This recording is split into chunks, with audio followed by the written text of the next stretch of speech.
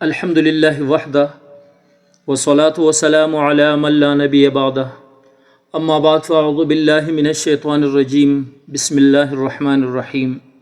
کیا آپ نے کبھی اپنے آپ سے یہ سوال کیا ہے کہ اگر آج آپ کو بتایا جائے کہ آپ کی زندگی کا آخری دن ہے تو سب سے پہلے آپ کیا کریں گے؟ اور اگر واقعی آپ کے پاس صرف ایک دن باقی ہو تو کیا آپ اپنی زندگی اسی طرح گزاریں گے جیسے آج گزار رہے ہیں؟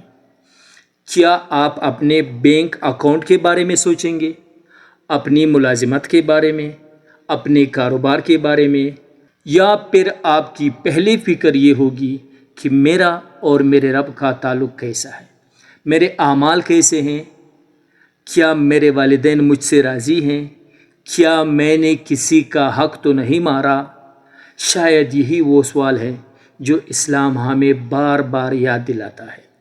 اسی لیے قرآن کریم میں قیامت کا ذکر صرف ایک آنے والے واقعے کے طور پر نہیں بلکہ انسان کو غفلت سے جگانے کے لیے کیا گیا ہے۔ آج اگر آپ سوشل میڈیا کھولیں تو تقریباً ہر روز کوئی نہ کوئی ویڈیو نظر آتی ہے۔ کوئی کہتا ہے یہ آخری زمانہ ہے، کوئی کہتا ہے یہ واقعہ حدیث میں پہلے ہی بتایا جا چکا تھا، کوئی ہر جنگ کو قیامت کی نشانی قرار دیتا ہے، اور کوئی ہر نئی ٹیکنالوجی کو دجال کے فتنے سے جوڑ دیتا ہے۔ یہ سب سن کر ایک عام مسلمان کی ذہن میں ایک سوال پیدا ہوتا ہے، آخر حقیقت کیا ہے؟ کیا ہم واقعی آخری زمانے میں جی رہے ہیں، یا ہم جذبات، افواہوں اور غیر مستند معلومات کے شور میں حقیقت سے دور ہوتے جا رہے ہیں؟ آج ہم اسی سوال کا جواب تلاش کریں گے، لیکن ایک وعدے کے ساتھ۔ ہم ایسی کوئی بات نہیں کریں گے جو قرآن یا حدیث سے ثابت نہ ہو۔ ہم خوف نہیں بیچیں گے، ہم تاریخی نہیں بتائیں گے، ہم کسی شخصیت یا کسی ملک پر احادیث کو زبردستی منطبق نہیں کریں گے، بلکہ ہم وہی بات کریں گے جو رسول اللہ صلی اللہ علیہ وسلم نے اپنی امت کو سکھائی۔ سب سے پہلے ایک بنیادی حقیقت سمجھ لیجیے، قیامت ضرور آئے گی، یہ ایمان کا حصہ ہے، لیکن قیامت کب آئے گی اس کا علم صرف اللہ تعالیٰ کے پاس ہے۔ اللہ تعالیٰ فرماتے ہیں کہ بے شک قیامت کا علم اللہ ہی کے پاس ہے۔ اسی طرح سورہ اعراف میں اللہ تعالیٰ نے نبی کریم صلی اللہ علیہ وآلہ وسلم سے فرمایا، یسألونک عن الساعۃ ایان مرساہا، لوگ آپ سے قیامت کے بارے میں پوچھتے ہیں کہ اس کا وقوع کب ہوگا۔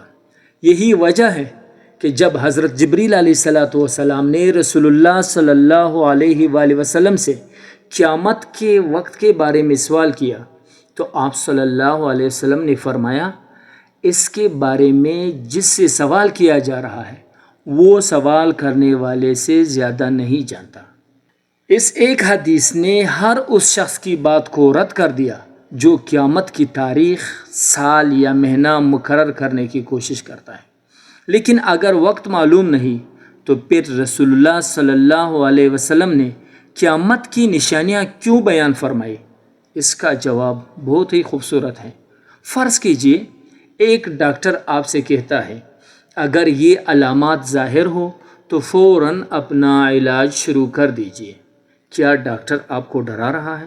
نہیں، بلکہ ڈاکٹر آپ کو بچانا چاہتا ہے۔ بالکل اسی طرح رسول اللہ صلی اللہ علیہ وسلم نے قیامت کی نشانیاں اس لیے بیان فرمائی کہ امت غفلت سے بیدار ہو جائے، اپنے ایمان کی حفاظت کرے اور آخرت کی تیاری شروع کرے۔ یعنی علامات کا مقصد خوف پیدا کرنا نہیں بلکہ انسان کو بدل دینا ہے۔ یہاں ایک سوال پیدا ہوتا ہے، کیا ہم صرف یہ نشانیاں جاننا چاہتے ہیں یا ان سے کچھ سیکھنا بھی چاہتے ہیں؟ آج بہت سے لوگ دجال کے بارے میں گھنٹوں گفتگو کرتے ہیں لیکن فجر کی نماز نہیں پڑھتے، یاجوج و ماجوج پر لمبی بحث کرتے ہیں لیکن حقوق العباد، بندوں کے حقوق ادا نہیں کرتے، قیامت کی تاریخ جاننے میں دلچسپی رکھتے ہیں لیکن اپنی موت کی تیاری نہیں کرتے۔ حالانکہ رسول اللہ صلی اللہ علیہ وسلم نے ہمیں مستقبل کے بارے میں تجسس سے زیادہ اپنے اعمال کی فکر کرنا سکھایا، اور یہی وہ مقام ہے جہاں سے ہماری اصل گفتگو شروع ہوتی ہے۔ رسول اللہ صلی اللہ علیہ وآلہ وسلم نے صحیح بخاری کی ایک روایت میں فرمایا کہ قیامت کی نشانیوں میں سے ایک نشانی یہ ہے کہ علم اٹھا لیا جائے گا اور جہالت عام ہو جائے گا۔ پہلی نظر میں جب ہم دیکھتے ہیں تو یہ حدیث شاید بہت ہی سادہ معلوم ہو، لیکن اگر ہم اپنے ارد گرد نظر ڈالیں تو محسوس ہوتا ہے کہ یہ صرف کتابوں کی کمی کی بات نہیں۔ آج معلومات پہلے سے کہیں زیادہ ہے۔ ایک موبائل فون میں ہزاروں کتابیں موجود ہیں، لاکھوں ویڈیوز دستیاب ہیں، لیکن اس کے باوجود صحیح اور غلط میں فرق کرنا پہلے سے زیادہ مشکل ہوتا جا رہا ہے۔ آج ہر شخص بول رہا ہے، مگر ہر بولنے والا عالم نہیں، ہر وائرل کلپ دلیل نہیں، ہر جذباتی تقریر دین نہیں۔ اسی لیے ایک مسلمان کی ذمہ داری ہے کہ دین کو مستند علماء، معتبر کتابوں اور صحیح احادیث سے سمجھے، نہ کہ صرف سوشل میڈیا کے رجحانات سے۔ ایک اور نشانی رسول اللہ صلی اللہ علیہ وسلم نے یہ بیان فرمائی کہ امانت ضائع کر دی جائے گی۔ صحابہ کرام نے عرض کیا کہ یا رسول اللہ، امانت کیسے ضائع ہوگی؟ آپ صلی اللہ علیہ وآلہ وسلم نے فرمایا، اذا اسد الامر الی غیر اہلہ، جب معاملات نااہل لوگوں کے سپرد کر دیے جائیں۔ ذرا سوچئے، یہ صرف حکمرانوں کی بات نہیں، یہ ایک استاد، ایک تاجر، ایک قاضی، ایک ملازم، ایک باپ اور ایک ماں، سب کی ذمہ داری ہے۔ جب قابلیت کی جگہ سفارش لے لے، جب دیانت کی جگہ مفاد آ جائے، اور جب حق کی جگہ تعلقات فیصلہ کرنے لگے، تو یہ صرف معاشرے کا نقصان نہیں بلکہ ایک ایسی نشانی ہے جو ہمیں اپنے کردار کا محاسبہ کرنے کی دعوت دیتی ہے۔ اسی طرح رسول اللہ صلی اللہ علیہ وسلم نے وقت کے سمیٹ جانے کی خبر بھی دی۔ آج ہم میں سے کتنے لوگ یہ جملہ کہتے ہیں، پتہ ہی نہیں چلا، سال گزر گیا۔ وقت پہلے بھی 24 گھنٹے تھا، آج بھی اتنا ہی ہے۔ فرق شاید وقت میں نہیں بلکہ اس کی برکت میں ہے۔ اب تک ہم نے چھوٹی نشانیوں کی بات کی جو ہمارے رویوں سے جڑی ہوئی ہیں، لیکن رسول اللہ صلی اللہ علیہ وآلہ وسلم نے کچھ بڑی نشانیاں بھی بیان فرمائی جن کا تذکرہ انتہائی ضروری ہے۔ آپ صلی اللہ علیہ وسلم نے فرمایا کہ ان بڑی نشانیوں میں سے دجال کا ظہور ہے، جو ایک عظیم فتنہ ہے۔ اس کے بعد حضرت عیسیٰ علیہ السلام کا آسمان سے نزول ہونا ہے، جو دجال کے فتنے کا خاتمہ کریں گے۔ پھر یاجوج ماجوج کا خروج ہوگا، یاجوج ماجوج نکلیں گے جن کا ذکر قرآن میں بھی موجود ہے۔ اور آخری بڑی نشانیوں میں سے ایک یہ ہے کہ سورج مغرب کی سمت سے طلوع ہوگا، اور یہی وہ نشانی ہے جس کے بعد توبہ کا دروازہ بند ہو جائے گا۔ یہ تمام نشانیاں صحیح احادیث سے ثابت ہیں، اور ان پر یقین کرنا ایک مسلمان کے لیے ضروری ہے، لیکن ان کی تفصیل اور ترتیب پر علماء کے درمیان مختلف اقوال ہیں۔ یہ ایک الگ تفصیلی موضوع ہے جس پر ہم آئندہ انشاءاللہ تفصیل کے ساتھ ایک ایک کر کے ہر ایک نشانی پر تفصیل سے بات کریں گے۔ یہاں ہمارا مقصد صرف یہ سمجھانا ہے کہ ان بڑی نشانیوں کا ذکر کرنے کا اصل مقصد کیا تھا۔ رسول اللہ صلی اللہ علیہ وسلم نے فتنوں، قتل و غارت اور سود کے عام ہونے کی خبر بھی دی ہے، لیکن یہاں ایک بات سمجھنا بہت ضروری ہے۔ ان احادیث کا مقصد یہ نہیں کہ ہم ہر خبر دے کر اعلان کر دیں کہ قیامت کل آنے والی ہے، بلکہ مقصد یہ ہے کہ جب معاشرے میں برائیاں بڑھیں تو ایک مسلمان خود برائی کا حصہ نہ بنے۔ جب جھوٹ عام ہو تو وہ سچ بولے، جب ظلم بڑھے تو وہ انصاف کرے، جب حرام پھیل جائے تو وہ حلال اختیار کرے، اور جب لوگ اللہ کو بھول جائیں تو وہ اپنے رب سے تعلق مضبوط کرے۔ یہی وہ فرق ہے جو ایک مومن کو بھیڑ سے الگ کرتا ہے۔ اب سوال یہ پیدا ہوتا ہے کہ کیا ان نشانیوں کا مطلب یہ ہے کہ ہم یقین سے کہتے کہ ہم آخری زمانے میں ہیں؟